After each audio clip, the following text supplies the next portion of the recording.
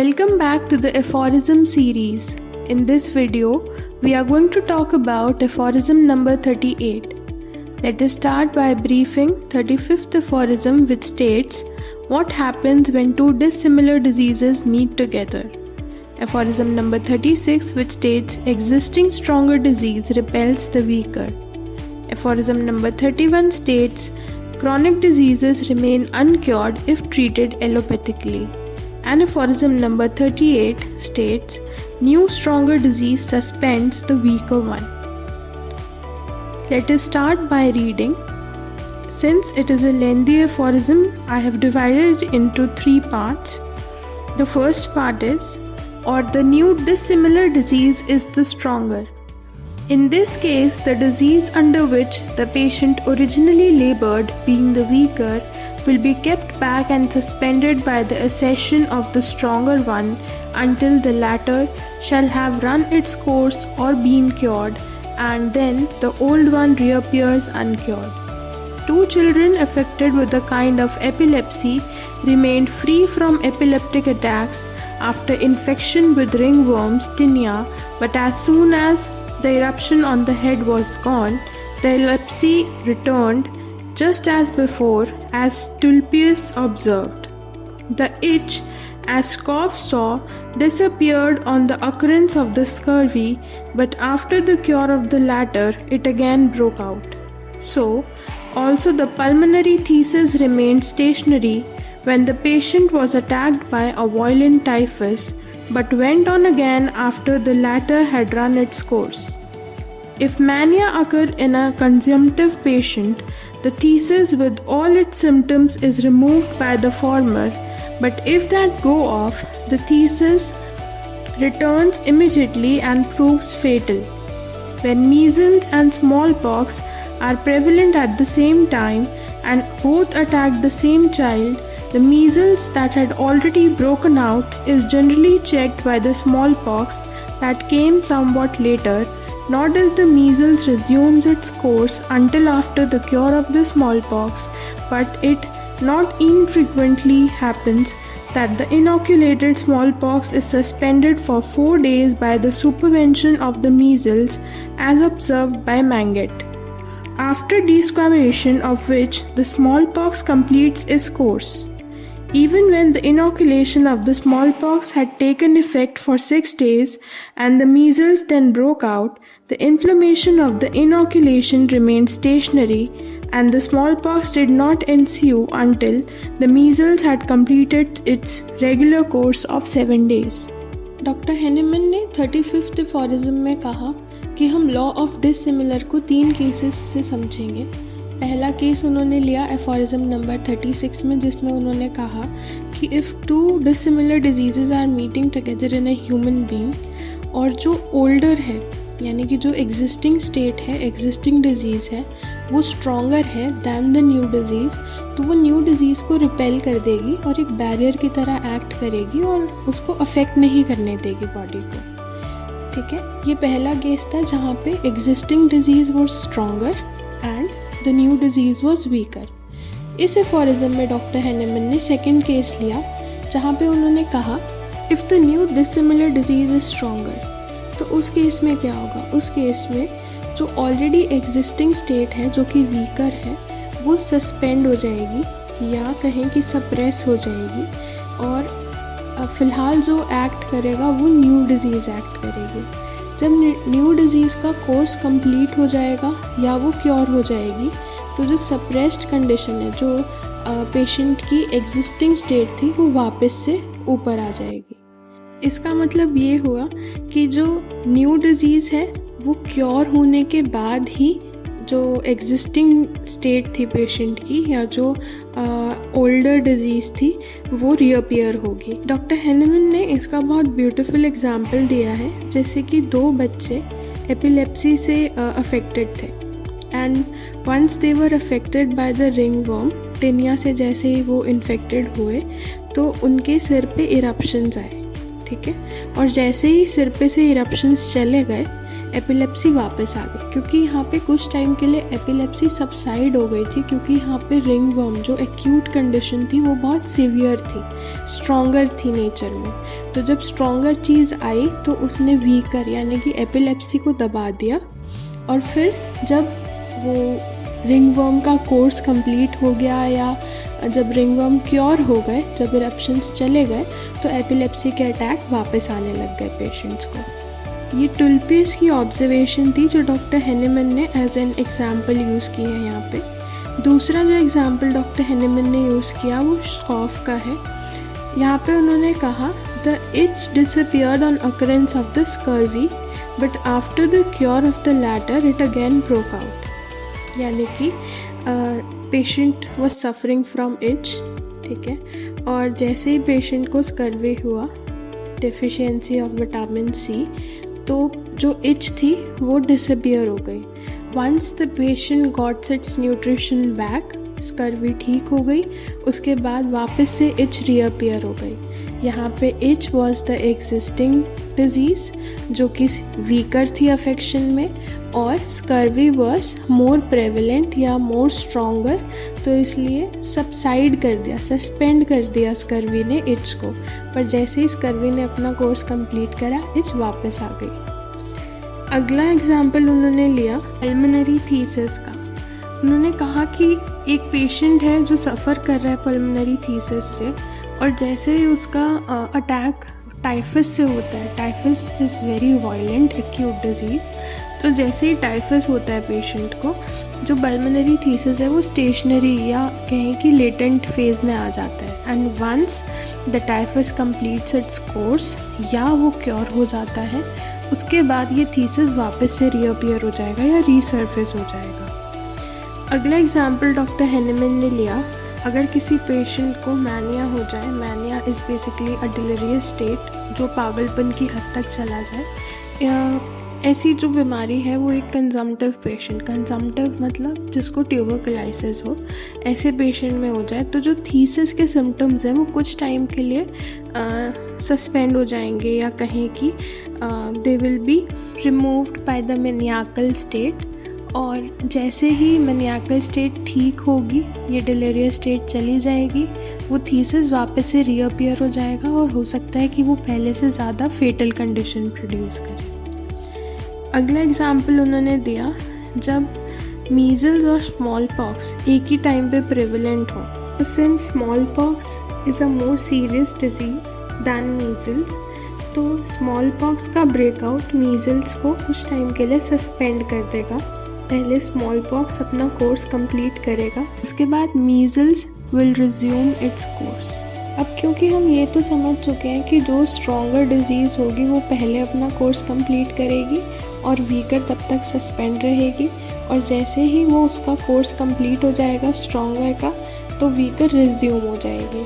इसी चीज़ को मैंगेट के ऑब्जर्वेशन के थ्रू समझाया गया है, जहाँ उन्होंने कहा कि किसी को इनऑक्यूलेट किया जाए, इनऑक्यूलेट मतलब किसी में आर्टिफिशियली इंट्रोड्यूस कराया जाए अगर पैथोजन।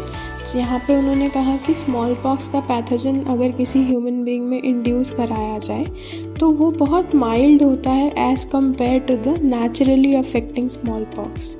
तो क्या होगा, क्योंकि ये माइल्ड होगा तो यहाँ पे मीज़ल स्ट्रॉन्ग हो जाएगा। अर्लियर यूरोपियन कंट्रीज़ में, कॉलोनीज़ में ऐसा होता था कि जब आपको इनॉकुलेशन करना है तो patient should be at the peak of resistance, यानी कि हेल्दी होना चाहिए, और जब पेशेंट हेल्दी होगा तो वो जल्दी किसी भी इन्फेक्शन से लड़ पाएगा। इस समय एक हेल्दी ह्यूमन बीइंग के 4 फिंगर और थंब के बीच में एक स्क्रैच प्रोड्यूस किया जाता था, और उस स्क्रैच में वो स्वैप के थ्रू पैथोजन इंड्यूस किया जाता था। और सिंस ये पैथोजन नेचुरल तरीके से नहीं इंड्यूस हुआ है, आर्टिफिशियली हुआ है, स्किन के थ्रू हुआ है, तो ये बहुत माइल्ड होता था। अगर नेचुरली अफेक्ट करेगा तो डायरेक्ट लंग्स को अफेक्ट करेगा, एंड क्योंकि ये इनॉकुलेशन स्किन के थ्रू हुआ है तो ये बहुत माइल्ड हो जाएगा। तो सिंस स्मॉल पॉक्स इनॉक्यूलेशन की वजह से वीक है, वीकर अफेक्शन है, और मीज़ल्स यहाँ पे स्ट्रॉन्गर अफेक्शन हो जाएगी, तो क्या होगा कि पहले मीज़ल्स अपना कोर्स कंप्लीट करेगी और स्मॉल पॉक्स एक सस्पेंडेड स्टेट में रहेगी, once the measles is cured तो स्मॉल पॉक्स रिज्यूम कर जाएगा। ठीक है, ये सेकेंड ऑब्जर्वेशन था जो कि मैंगेट ने दिया था। तो यहाँ पे हमने देखा कि अगर patient is suffering from measles and small pox तो पहले since small pox is more virulent तो पहले स्मॉल पॉक्स का कोर्स कंप्लीट होगा, उसके बाद मीजल्स का होगा। और इसी का अगर हम इनोक्यूलेशन मेथड देखें, यानी कि अगर हमने आर्टिफिशियली पैथोजन ह्यूमन बॉडी में इंट्रोड्यूस किया है तो उस वजह से स्मॉल पॉक्स का जो एक्शन है वो बहुत कम पड़ जाता है, बहुत माइल्ड होता है, तो वो वीकर अफेक्शन हो जाती है। इस केस में क्या होगा, इसका रिवर्स हो जाएगा। क्या होगा कि पहले मीजल्स का कोर्स कंप्लीट होगा, उसके बाद स्मॉल पॉक्स अपना कोर्स कंप्लीट कर पाएगा। आगे बढ़ते हैं। In an epidemic of measles that disease attacked many individuals on the 4th or 5th day of the inoculation of smallpox and prevented the development of the smallpox until it had completed its own course, whereupon the smallpox appeared and proceeded regularly to its termination.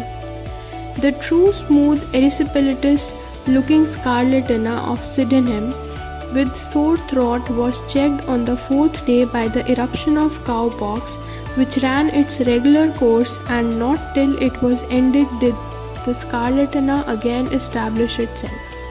But on another occasion, as both diseases seemed to be of equal strength, the cowpox was suspended on the 8th day by the supervention of the true smooth scarlatina of Sydenham, and the red areola of the former disappeared until the scarlatina was gone, wherein the cowpox immediately resumed its course and went on its regular termination. The measles suspended the cowpox on the 8th day. When the cowpox had nearly attained its climax, the measles broke out.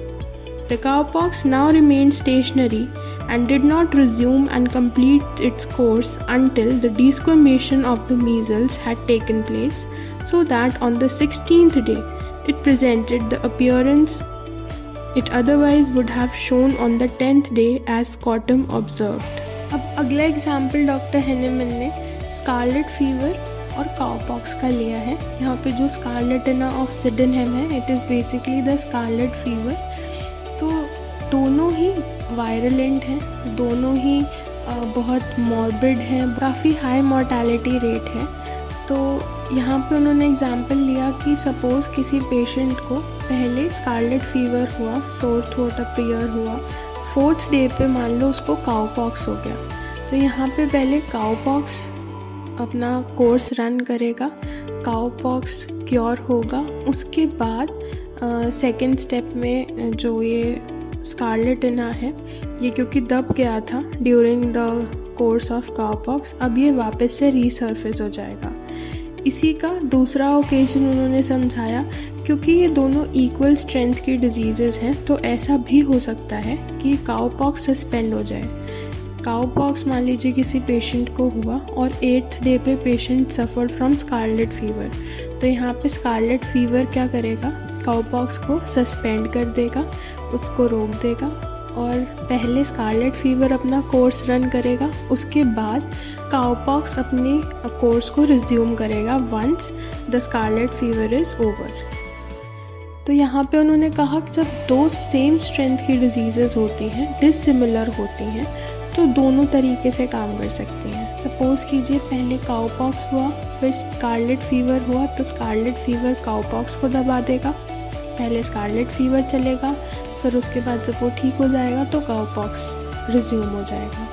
और इसी का vice versa भी हो सकता है, पहले scarlet fever हुआ और फिर काउपॉक्स हुआ, तो इस केस में काउपॉक्स दबा देगा स्कारलेट फीवर को, पहले काउपॉक्स अपना कोर्स रन करेगा, तब तक के लिए वो सस्पेंड रहेगा स्कारलेट फीवर, और जैसे ही काउपॉक्स अपना कोर्स ख़त्म कर लेगा, कंप्लीट हो जाएगा, एंड हो जाएगा, क्योर हो जाएगा, उसके बाद स्कारलेट फीवर वापस से रीसर्फेस हो जाएगा।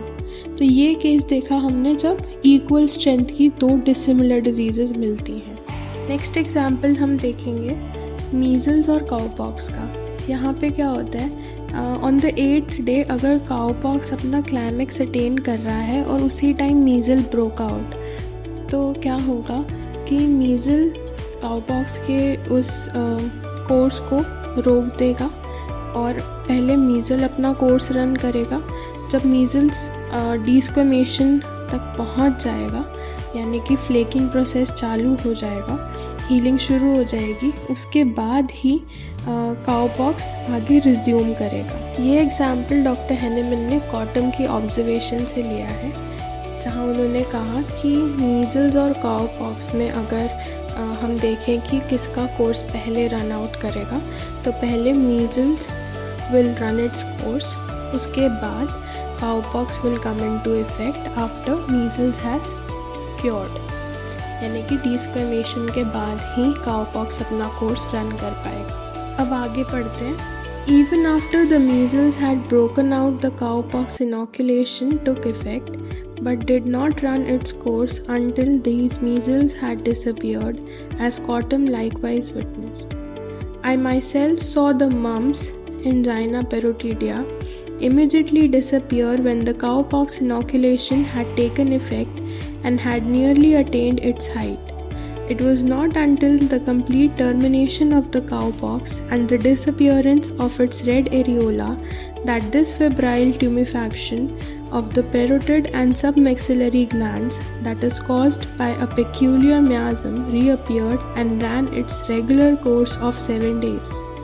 And thus, it is with all dissimilar disease, the stronger suspends the weaker when they do not complicate one another, which is seldom the case with acute disease, but they never cure one another. यहाँ doctor Hahnemann ने कॉटम की एक और observation के बारे में कहा है, जहाँ उन्होंने कहा कि इवन आफ्टर काउपॉक्स इनोकुलेशन क्या होगा कि पहले मीज़ल ही अपना कोर्स रन करेगा, उसके बाद काउपॉक्स इनोकुलेशन करेगा। क्यों? क्योंकि यहाँ पे काउपॉक्स इनोकुलेशन क्या हो जाएगी, वीकर कंडीशन है, ठीक है।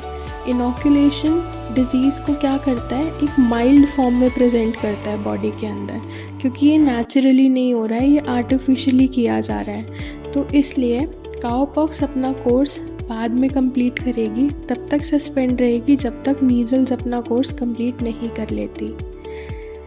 आगे उन्होंने कहा, डॉक्टर हैनेमन ने अपना एक्सपीरियंस शेयर किया, जहां उन्होंने कहा कि I myself saw the mumps. अब मम्प्स के बारे में उन्होंने कहा कि मम्प्स एकदम से डिसअपियर हो जाते हैं जब काउपॉक्स इनोकुलेशन इफेक्ट में आता है, ठीक है। It was not until the complete termination of the cowpox and disappearance of the red areola that this febrile tumefaction of parotid and submaxillary glands reappeared. हाँ, डॉक्टर हैनेमन कह रहे हैं कि काउपॉक्स इनोकुलेशन के बाद क्या होगा, मम्प्स डिसअपियर हो जाएंगे, ठीक है। और जैसे ही ये काउपॉक्स इनोकुलेशन अपनी हाइट अटेन करेगा, एक लेवल पे जाएगा, टर्मिनेशन हो जाएगी इसकी, क्योर हो जाएगा काउपॉक्स, या कहें कि अपना कोर्स कंप्लीट कर लेगा, उसके बाद मम्प्स वापस से इफेक्ट में आएंगे और अपना 7 डेज़ का जो रेगुलर कोर्स है वो कंप्लीट करेंगे। और यहाँ डॉक्टर हैनेमन समराइज़ करना चाह रहे हैं कि सारी ही डिसिमिलर डिजीज़ में जो स्ट्रॉन्गर है वो वीकर को सस्पेंड कर देगी, ठीक है, अगर वो एक दूसरे को कॉम्प्लिकेट ना करे, जो कि थर्ड केस है, जो कि ज़्यादातर एक्यूट केसेस में होता है, but they never cure one another. दो डिसिमिलर डिजीज़ेस एक दूसरे को क्योर नहीं कर सकती। जैसे हम होम्योपैथी में लॉ ऑफ सिमिलर में पढ़ते हैं कि अगर दोनों डिजीज़ेस सिमिलर मैनिफेस्टेशन की हैं तो stronger one will extinguish the weaker one permanently, पर डिसिमिलर डिजीज़ेस में ऐसा नहीं होता। डिसिमिलर डिजीज़ में stronger one will just suspend the weaker one, it will never cure. एक बार इसकी एक्सप्लेनेशन पढ़ लेते हैं।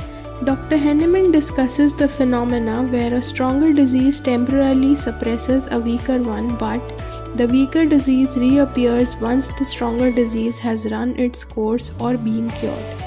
Examples include epilepsy being suppressed by ringworm infection and itch disappearing during scurvy but reappearing after scurvy is cured.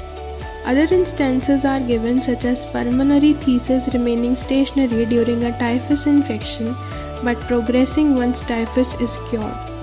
In cases where two diseases attack simultaneously, such as measles and smallpox, The stronger disease temporarily suppresses the weaker one, but the weaker one resumes once the stronger has been cured. The observation extends to other diseases like scarlatina, cowpox, and mumps, where one disease can suppress another until it runs its course. Dr. Henneman emphasizes that while dissimilar diseases can suppress each other temporarily, they do not cure one another. This concept illustrates the dynamic nature of disease and the body's response to them. Understanding these interactions can be crucial for treating patients as the re-emergence of suppressed diseases can impact their overall health. इस aphorism से जो basic knowledge हमें मिलती है वो ये मिलती है कि जो इनऑक्यूलेटेड डिजीज़ेस होती हैं, यानी कि जिन्हें हम आर्टिफिशियली पैथोजन इंड्यूस करके बनाते हैं, वो बहुत माइल्ड होती हैं नेचर में। और क्योंकि वो माइल्ड होती हैं और ये तब पेशेंट को इनॉक्यूलेट की जाती हैं जब पेशेंट हाईएस्ट रेजिस्टेंस में होता है, बहुत हेल्दी होता है, तो क्या होता है कि इनका इफ़ेक्ट भी बहुत कम पड़ पाता है ह्यूमन बॉडी पे, जिसकी वजह से ह्यूमन बॉडी या जो इम्यूनिटी है, जो वाइटल फोर्स है, क्योंकि उस टाइम वो हेल्दी होती है तो वो अच्छे से फाइट बैक भी कर पाती है और मोर्टेलिटी रेट बहुत कम हो जाता है ऐसी डिजीज़ेस का। That's all in the video. Thank you for watching.